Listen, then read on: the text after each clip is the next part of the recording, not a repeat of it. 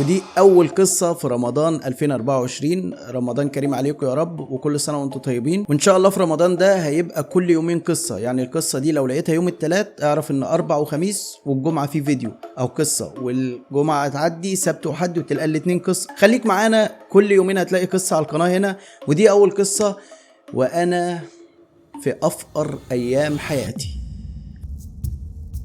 في الوقت ده انا كنت سايب الشغل وعندي مشاكل مع بتوع البيت، فانا مقضي الوقت كله قاعد على القهوة. وعشان تبقى عارف الفقر مش اي حد يقدر يواجهه، يعني ما تستسهلش فكرة ان ده فقير، لان مع الفقر وقلة الحيلة والاحتياج انت ممكن تضعف قصاد اي حاجة حرام. وده تقريبا اللي حصل معايا لما اترميت في حضن الشارع اكتر من 10 شهور تقريبا، وانا مفيش في جيبي جنيه. يعني حرفيا كنت بقعد على القهوة، هو 3 جنيه اللي في جيبي بطلب بيهم كوباية شاي وخلصت. اليوم كله انا بقضيه على القهوة بكوباية الشاي دي. ومع الوقت اتعرفت بمين بقى؟ بحاتم او حاتم القط، واظن كده واضح من اسمه. ودام حاتم والشهرة قط يبقى في ايه خربشه في الموضوع. وهي دي الحقيقه. حاتم كان اصيع عيل واشقى عيل في المنطقه، ومعروف انه عيل شمال وكل اللي بيجي من وراه شماله بس. وده طبعا اللي خلى حاتم يشوفني صيدة سهلة، عيل مش لاقي الجنيه وممكن يعمل اي حاجة وبتاع. فقشطة جرينا حاتم معاه مرة واتنين نعمل حركات فيها شمال شوية وحاجات مش عارف ايه، بس كنت دايما ببعد عن حتة ان انا ابقى حرامي. يعني لسه في شوية كرامة جوايا كده بيقول لا سرقة لا ما ينفعش. بس ما تقلقش يا صاحبي، انت مادام خدت الخطوة الاولى في طريق الحرام فانت هتمشي الطريق كله، الا لو ربنا تاب عليك ده بقى يبقى نصيبك. بس انا كان نصيبي بقى ان انا وحاتم في موقف من المواقف نمسك في بعض ونتخانق. ليه؟ لان اكتشفت ان في مصلحة. حاتم قال لي ان طالع لكل واحد فينا 200 جنيه، واكتشفت ان انا واخد 200 وحاتم واخد 500. فقلبت عليه قلت له انت عيل حرامي، انت عيل مش عارف ايه، عمرك ما هتنضف. المهم انا وحاتم ما بقيناش نعرف بعض خلاص. وتمر الايام واللي في جيبي يخلص، وانا قاعد على القهوة حرفيا معايا 2 جنيه وطالب كوباية الشاي المعتادة اللي هي اصلا ب 3 جنيه. فانا قاعد محتار ومش عارف المفروض اعمل ايه، اروح فين، اجي منين، حتى هقوم اجري من القهوة ولا انا عمال افكر في اني هتهزق عشان جنيه. وإذ فجأة يهل حاتم يجي يسحب الكرسي اللي جنبي ويقعد معايا على الترابيزه. فعلى طول رحت قالب وشه قلت له انت عايز ايه، بتقعد ليه؟ قال لي يا عم ما تبقاش قلبك اسود بقى، تصدق انا ما تخيلتش ان يهون عليك العيش والملح. قلت له يابا ده عيش وملح حرام، يعني طبيعي هيهون، عايز ايه؟ لقيته راح قايل لي لا يا عم ما هنش ولا حاجه، وعشان تعرف ان العيش والملح تمر في اخوك حاتم يا صبحي نزل هنا قهوه فرنساوي ومشاريب اليوم كلها على حسابي. انا طبعا عينيا لمعت، اللي هو يا لهوي قهوه فرنساوي وانا صبحي قرب يطردني من القهوه بسبب ان كل يوم بطلب شاي بقعد عليه اليوم كله.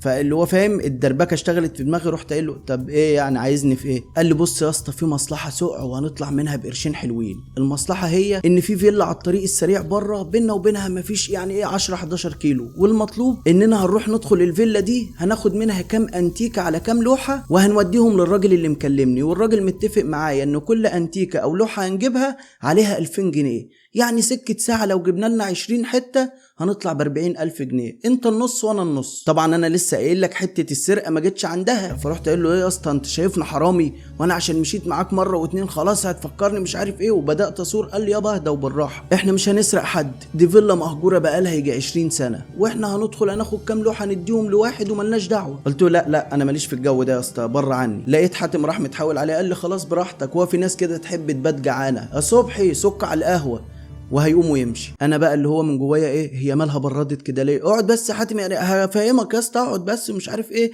قال لي يابا انا ما عنديش وقت، خد وهدى بتاع الناس الفاضيه، جاي معايا ولا مش جاي؟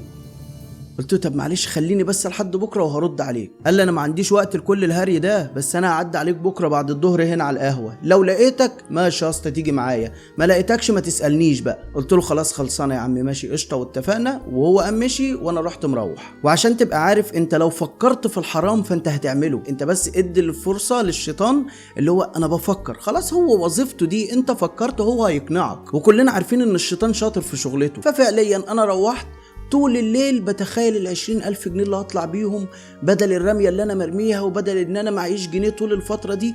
فقشطة نمت وصحيت من الساعة 9 كنت قاعد على القهوة مستني حاتم اللي هيجيلي بعد الظهر. بس الظهر عدى وعدت بعده ساعة واتنين والعصر جه وعدى العصر ولسه حاتم ما ظهرش. انا طبعا كل اللي جه في دماغي في الوقت ده ان حاتم راح قضى المصلحة لوحده، ولسه قاعد بفكر يا ترى عمل كده فعلا ولا ما عملش ولا مش عارف ايه. لقيت حاتم ظهر، بس حاتم ظهر حرفيا كأنه ممسوك في كمين بمخدرات. الواد جاي مخضوض ووشه ازرق ومهبب بطريقة غريبة. ولقيته راح معدي عليا، حتى ما قالش ازيك ما سلمش، وراح مكمل وجاب سحب ترابيزه او سحب كرسي على الترابيزه اللي جنبي وقعد، وانا بقى اللي هو في ايرور في دماغي، ايه فين المصلحه وماله الواد عامل كده ليه؟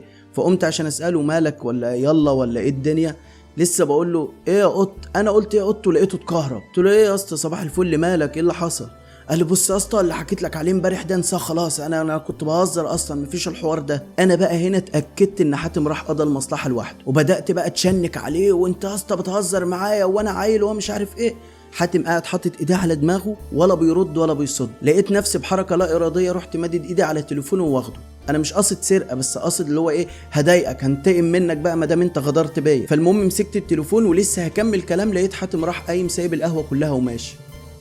انا رحت واخد التليفون وطالع على البيت، وانا زي ما قلت لك انا مش في دماغي سرقه ولا تليفون ولا بتاع، انا بس كنت عايز اضايقه، بس هو ساب التليفون ومشي. فانا خدت التليفون وطلعت قعدت اقلب في التليفون كله، ادور على اسماء ادور على صور، ما اعرفش انا بعمل كده ليه بس بدور وخلاص، لغايه ما ايدي خدتني ورحت على الواتس. يا دوب دخلت الواتس ولقيت اخر شات بين حاتم وواحد تاني حد اسمه الدكتور عامر منصف، وركز قوي مع عامر منصف ده. المهم اني فتحت الشات لقيت حاتم باعت رساله طويله وغريبه في نفس الوقت. حاتم بعت للدكتور بيقول له معلش يا دكتور المصلحه دي بره عني وانا مش هنفذها، لو فيها موتي وفلوسك يا عم هرجعها لك فحاتم ايه اللي حصل؟ ده انا اللي اعرفه ان واد قلبه ميت وبيروح في الحديد، فازاي يسيب مصلحه زي دي او يرفضها؟ كان المفروض ان انا افكر في ده، بس انا مفكرتش في كده. انا كل اللي جه في دماغي قشطه المصلحه لسه موجوده. رحت على طول واخد رقم الدكتور ومتصل بيه من عندي. ايه يا ريس انا اللي كنت رايح اعمل المصلحه مع حاتم وعرفت ان حاتم رفض البتاع والكلام ده، فانا جاي يا باشا معاك وانا اقضي لك المصلحه لوحدي. وبطريقتي السرسجيه بقى والحوارات دي قدرت اقنعه فعلا اللي هو خلاص حط الثقه فيا. فقال لي يا باشا انا لا يفرق معايا قط ولا انا كل اللي يخصني ان المصلحه تقضى، عايز تعملها اعملها وانا معاك وعلى نفس الاتفاق. فقلت له لا انا كنت هقضي انا وحاتم المصلحه فكنا 2 والمخاطره على 2 كنا هناخد على الحته ايه 2000، لا انا دلوقتي لوحدي بس هاخد على الحته 3000. الغريبه الراجل ما اتكلمش ما فصلش قال لي موافق بس كمل. عايز اقول لك ان انا من جوايا بقى اقيم الافراح في فلوس في الوفات جايه في الطريق، بس رحت متمالك اعصابي كده واتقلت قلت له طيب تمام انت هتسيبني بس بكره بالنهار هستكشف المكان وعلى اخر الليل ان شاء الله اكون قضيت لك المصلحه بتاعتك. وبالفعل يا صاحبي تاني يوم الصبح رحت طالع على الطريق السريع واخد عربيه ومشيت على الوصفه اللي مليها لي الدكتور ده. وصلت فعلا عند الفيلا لقيتها فيلا مهجوره ووراها زي ما تقول كده مقابر او مش مقابر، هم كام تربه كده بالعدد، وحتى حواليها المنطقه فاضيه اللي هو بين كل فيلا وفيلا تلاقي مسافه طويله. فالمهم قعدت الف حوالين الفيلا يمين وشمال لغايه ما عرفت كل المداخل والمخارج اللي فيها. طبعا انا كنت متشيك لابس قميص ابيض وبنطلون وبتاع، يعني عامل نفسي اللي هو ايه راجل صاحب فيلا هناك، وانا كنت متعمد البس اللبس ده بحيث ان انا ايه اقدر اسال واعمل وانا بشياكه ما يبانش عليا اي حاجه. وفضلت برضه اتمشى في المنطقه عشان اعرف الدنيا فيها ايه امان ولا مش امان او كده. لقيت الغفير طالع من الفيلا، اوضه صغيره كده معموله على باب الفيلا هو طالع منها. فالمهم رحت متمشى عليه السلام عليكم وعليكم السلام. قلت له يا باشا انا كنت جاي اشتري فيلا او ارض هنا في المنطقه فايه الدنيا وايه الاخبار؟ قعد يحكي لي ويقول لي هنا وهنا. قلت له طب وبالنسبه للفيلا دي مش معروضه للبيع ولا ايه؟ انا قلت الكلمتين دول والراجل وشه اتحول عليا. لا يا باشا ما عندناش فيلا للبيع ومفيش حاجه هنا للبيع. قلت له طيب يا حاج بالراحه انا كده بشوف في المنطقه كلها مش الفيلا دي بس. قال لا دي فيلا مسكونه ومش عارف ايه، وقعد يقول شويه خرافات عن الفيلا اللي هو جن وعفاريت والكلام ده. بس انا بالنسبه لي اتبسطت من التفكير بتاعه، يعني هو فكره انه عارف ان في عفاريت وفي بتاع، هو لو شافني بالقميص الابيض بالليل اصلا هيتعفرت لوحده. كلنا تقريبا عارفين ان لو حته مهجوره وضلمه وبتاع وشفتش طرحه كده بيضه بس انت بتتعفرت لوحدك. فانا لعبت على الحته دي، قلت بدل ما ارجع انا خليني هنا في المنطقه بعيد عن الفيلا شويه لغايه بس ما الليل يليل، ولو نزلت الفيلا بالليل وشافني هو مبدئيا هيفكرني عفريت. وبالفعل الشمس غربت والليل خلاص دخل والدنيا فعلا المنطقه كلها ضلمه كحل، وانا رحت جاي من السور الجانبي للفيلا ورحت ناطط جوه.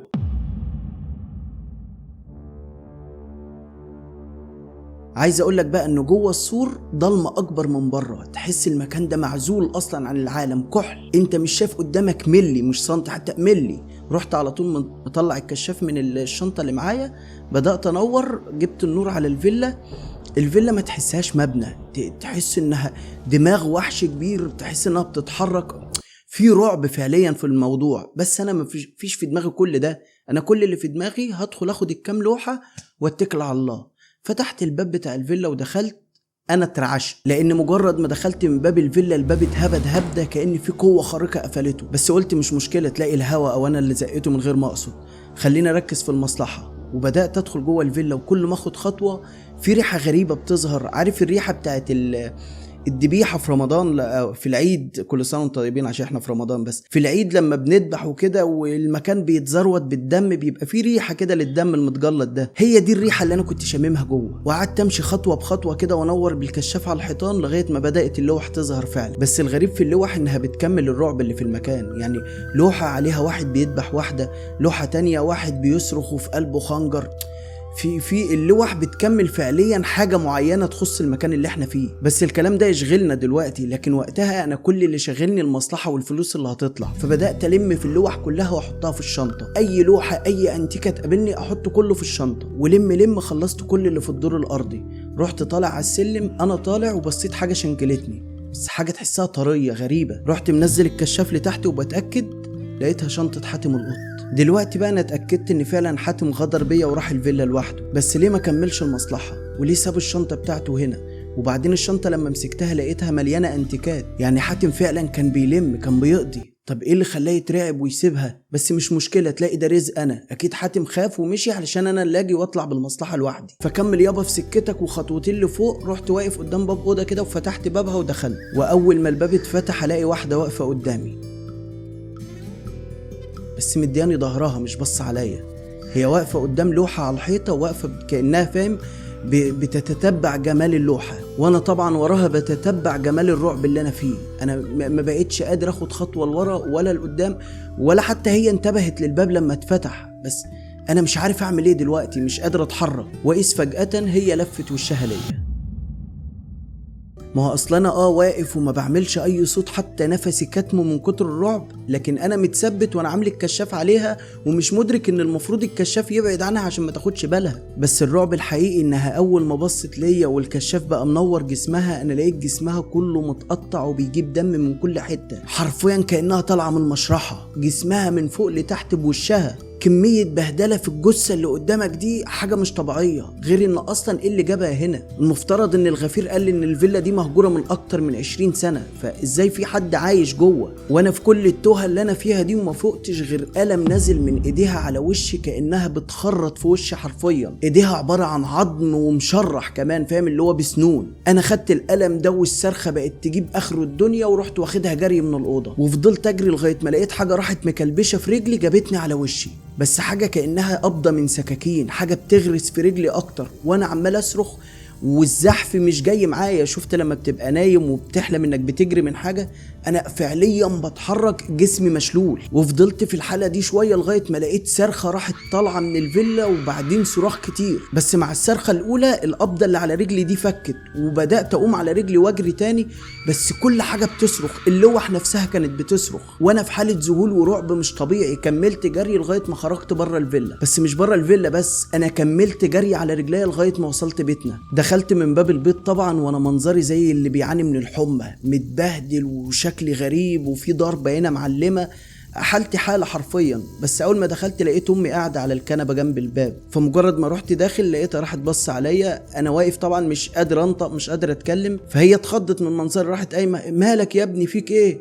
ما بردش، انا في حالة صمت وذهول.